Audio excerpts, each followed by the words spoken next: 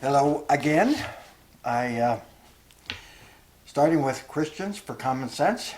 I did a little video earlier today, and it's a little chilly out here today, and about how to build a non-electric refrigerator. And it's pretty simple. You can do it within under $20, because of the gunny sack. If you had to purchase a gunny sack, you can find an old cupboard somewhere and revitalize that type of thing. I've used it for 8 years. We have done wonderful things up on the ranch. Now, I raised my family, as you know, off the grid for over 8 years. We didn't have cell phones. We didn't have, should we say, running water until I found a spring, and then we put in a tank, and we had running water in the house. So we learned to live without electricity. And it was really nice. Actually, it was really pretty easy to do. Now, in today's world, electricity is the standard. I mean, everything runs on electricity. If you go to the gas pumps, you have to have electricity to pump those gas. If you have water in your house, you have to have electricity. Most cities are not that far advanced to say, okay, we need to maybe offset our electricity with solar wind. And now my home is not completely taken over by solar and wind generators. You don't need a whole lot. I don't need to have a refrigerator running on a solar system. I don't need to have my washer, my dryer, my TV, and everything else. When the situation gets bad enough in an emergency, for whatever reason that emergency is, you just don't need TV, and I don't need my cell phone. I'd like to have some lights in the house where we can move and from one room to the next without bumping into something, and maybe read in the evening. We also have videos and stuff like that, so if I can run when we were living on the ranch, the kids used to enjoy having a video every night, and we had quite a stack of videos. Well, we just found out you just don't need all that fancy stuff with computers and so forth. People are going to go through withdrawals when the electricity goes out, and it's going to be somewhat devastating for a lot of people not to have electricity.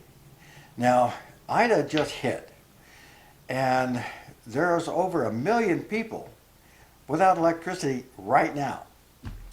And how long is this going to last? We really don't know. And it could last 2 or 3 weeks. It could last a month or two. Now, the problem with it is that these supply plants that are generating, the electricity, they have to come into a storage close to town. And, these storage units that are storing and helping the electricity go through the lines, they're as big as a boxcar, and sometimes twice that size of a boxcar. They're old. They've been around for a long time. And for some reason, we don't manufacture them anymore. We have to go overseas and get them. And the supply, we don't have a stockpile of them as well. So it realistically could be months. Now, FEMA has come out, oh gosh, I don't know, a year or two ago, I read an article, and they were saying that if the electricity went out in an area or the country or half the United States, whatever, if it went out for longer than a year or about a year, they're estimating 95-98% of the people will die because we're so dependent on electricity for everything. Our gas, our water, our food, our electricity. We would go back into the Stone Age really quick because the refrigerator is not going to hold food, and besides that, the stores are not going to be able to have food, and the vehicles in order to transport can't get gas because the electricity is gone. it'd just be a real mess. And if the situation comes up with these transformers, and if they go down, we can't build them, we can't move them, and they're twice the size of a boxcar. Now you have transportation problems. How are you going to move those things from, say, wherever they're built back east to California? You're going to have to undo power lines and roads and stoppages and stuff. It would take months just to move it from there to there. They can't go on a railroad car. They're too big. So these things are massive. And what are we going to do? Now, everybody's worried about, oh my gosh, an EMP. I'm not that concerned with an EMP. I think it may happen. But the real problem is cybersecurity. Now, I've got a college degree, bachelor's degree in Homeland Security.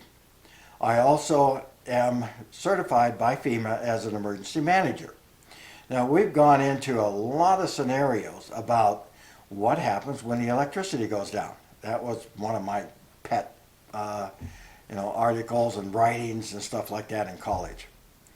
And so an EMP, yeah, that could fry up a lot of stuff. But if we're attacked by Russia or China, if we're attacked, Russia from the East Coast, China from the West Coast, and they're a pincer movement in towards the Mississippi, and Russia would have everything east of the Mississippi, and China would have everything west of the Mississippi.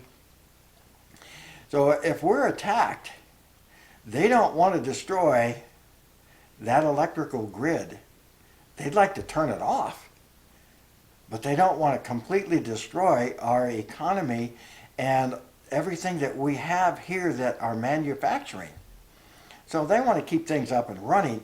That's my idea.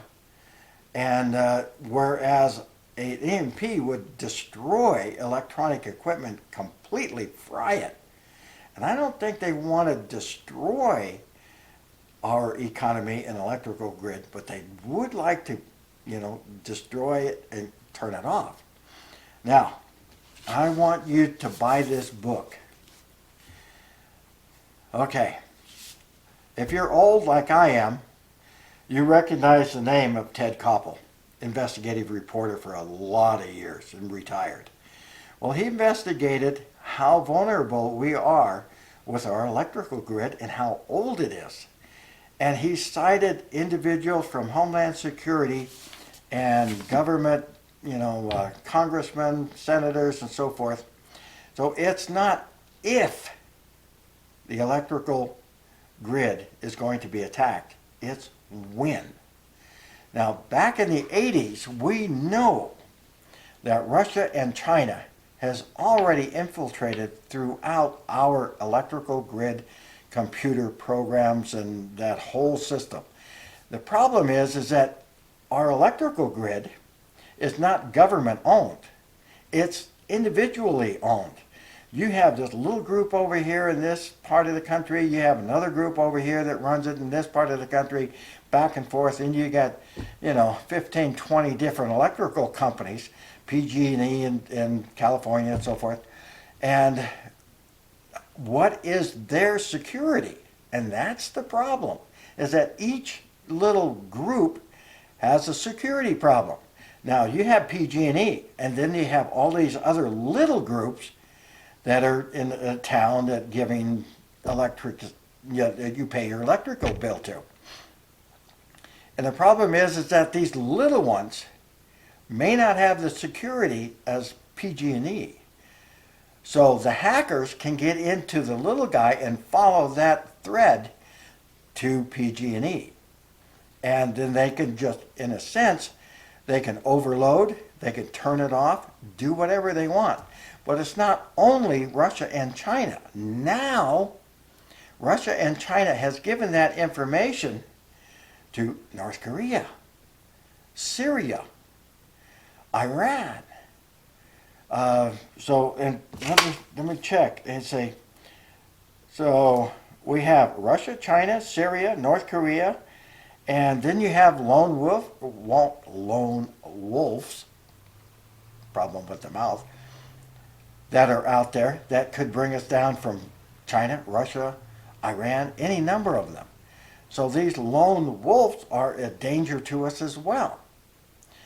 So we are very vulnerable, and we can't repair it just overnight. It's going to take months to bring these transformers back to the United States and or transport them. So we're really vulnerable. I just keep saying that, but we really are. And now, just for curiosity, did you know that our transformer just outside San Jose, and this was, let me check my notes here, April 16th, 2013, in the Metcalf Transformer Station just outside San Jose, was attacked, physically attacked, and the AT&T cables to the phones and so forth were cut, and the entire transformer shot up with AK-47 rounds. Now, San Jose called in the Navy SEALs to have them investigate. So they did investigate it, and they asked them, was this a military attack, do you think? And they said, no doubt. And the newspapers have called it, and the government has called it, oh, it was just a bunch of, high school kids having fun. It sounds like a UFO that they've been feeding us for so many years. We know there's UFOs out there, and they're calling it weather balloons. It's the same misdirection. So we have already been attacked by these kind of things. Now, I want to bring up another little situation that I myself and a buddy of mine saw. Another Vietnam vet. We just happened to, meet together, and we're going to have Chinese food. So we went down to an all-you-can-eat Chinese food, and we're sitting there. And all of a sudden, this very upstanding-looking Chinese man came out of the cooking area, and he had scrolls. He had 4 different scrolls of maps under each arm, 2 in each arm, and a notebook. And he went over to the furthest, little booth that there was in the restaurant, and he starts laying out all these topo maps. What topo maps they are, what area they covered, I have no idea.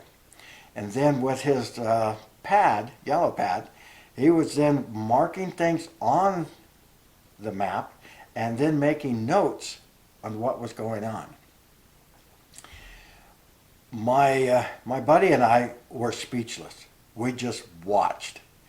And then we turned around and looked at each other, and we both said at the same time, military. This guy was, an officer, Chinese, and he was military, and they were outlining and looking at things. Wouldn't it be interesting if that scenario played out in other cities? That during a situation or an attack or whatever from North Korea or China or wherever in the West Coast where I'm at, that they already have military within the cities to do away with our electrical grid or to do away with our water or any number of things. Now, I'm not a conspiracy theorist. I'm just a military guy, and I came up with the same idea as my buddy across the table. We both saw it and were amazed and said, oh my gosh, what if? So our electrical grid is extremely vulnerable. So my estimation is to get solar, get wind. Now when I was on the ranch, we had both. So we had solar during the nice days and wind. When a storm came over, we charged and we kept charging. So this is just, I hope you don't think I'm just some crazy Vietnam vet that fell off the turnip wagon and hit my head. We are really vulnerable to attack. And I don't think it's going to be EMP, but it could be. And it could be nukes. But China, which is Japheth, Russia, which is the tribe of Dan, and if you read through your Isaiah and your Revelations and so forth and so on, we could be attacked from the north by either one of them. And we know where North Korea is.